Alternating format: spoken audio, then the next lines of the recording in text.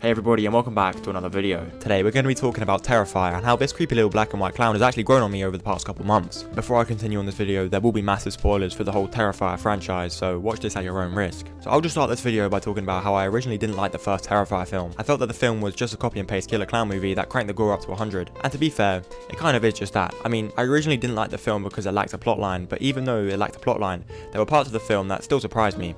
For example, here is a main character who has final girl potential. I'm sure the writers won't kill her off halfway through the film.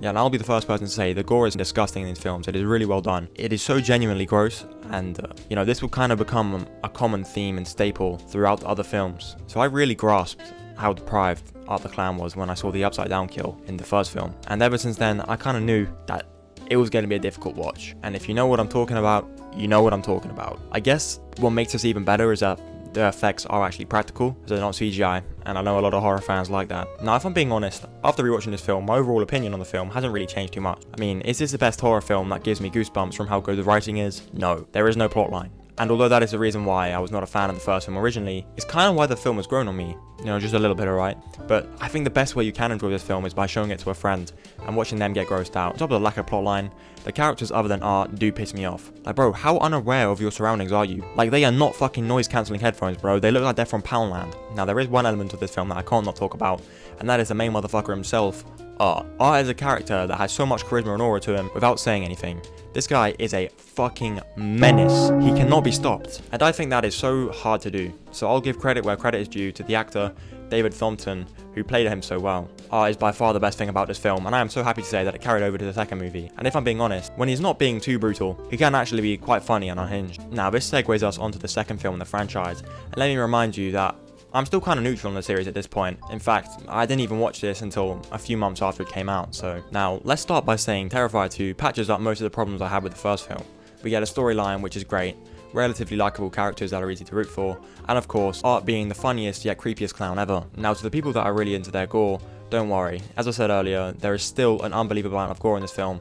In fact, you could argue that there is more disgusting and disturbing scenes. One of them is just disgusting, you know what I mean? It involves salt and another chemical compound. If you know what I mean, you know what I mean. And it's just gross, man. I mean, I don't even know if I can show this to my friends because they'll think I'm weird. It's so disgusting, Now, do I think this is the best horror film ever created? No. Is it an enjoyable watch? Definitely. That is definitely one thing it is.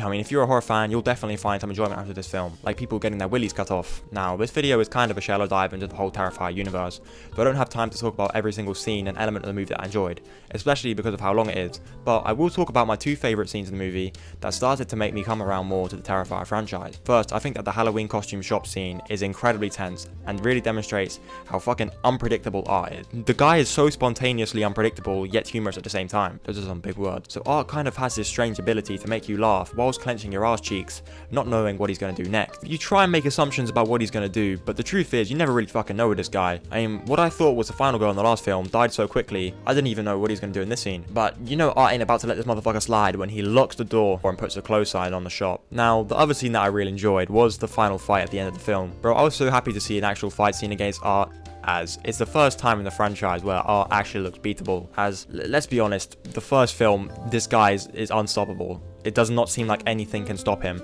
In Terrifier 2, it's kind of the first time you get to see Art in discomfort, and is discomfort the word to describe it? I mean, this is the first time you kind of see Art get challenged, and what makes it better is it's done by two characters that are just likable. And I just found this final fight scene just super satisfying, especially considering how long this film was and how long it took to build up to it. Now, onto the final part of this video. Maybe the main reason why a lot of you clicked on it was the recent release of Terrifier 3. As of recording this, it's the newest addition to the Terrifier franchise. Now, I'll be the first to say that this film is by far the best representation of Art the Clown, as this film takes us back to the Terrifier roots.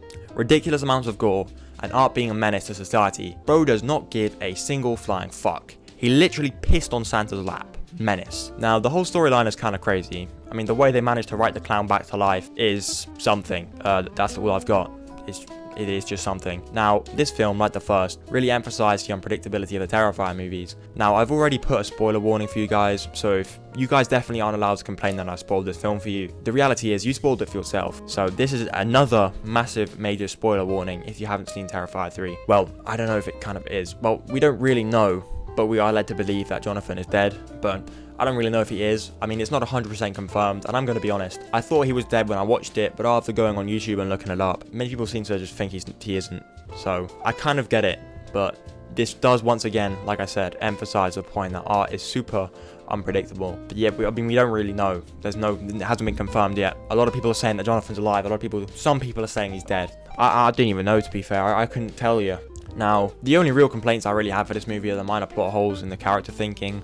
But if I'm really talking about logic in a Terrifier movie, then I'm the dumb one here. I mean, I don't really know what else to say about this film other than it was, once again, a spectacular demonstration of art being art. I know nobody asked me to, but if I were to rank these movies at the current time of recording this, Terrifier 2 at the top of the list, then it closely followed by Terrifier 3, then I think the bottom of the pile would be the original. Now, once again, I feel the need to mention that I am not the biggest Terrifier fanboy, but this franchise is definitely growing on me. Like, I definitely appreciate the amazing practical effects, performances by the actors who actually like the films that they are in, and seem to genuinely want to make the best film possible. And I know this kind of brings us onto the topic of All Hallows Eve that dropped in 2008. I know it's technically part of this franchise and does not have a lot of lore that contributes to Art the Clown. I know it has a lot of lore that contributes to Art the Clown, but I decided that I would rather not put that in this video, as I would feel that if enough of you guys wanted me to, I would make another video about it, maybe a breakdown or something, I don't know. But yeah, man, this film was really successful, and I guess I should mention that there is another film coming out in around 2026, so yeah, to conclude this little short yap session,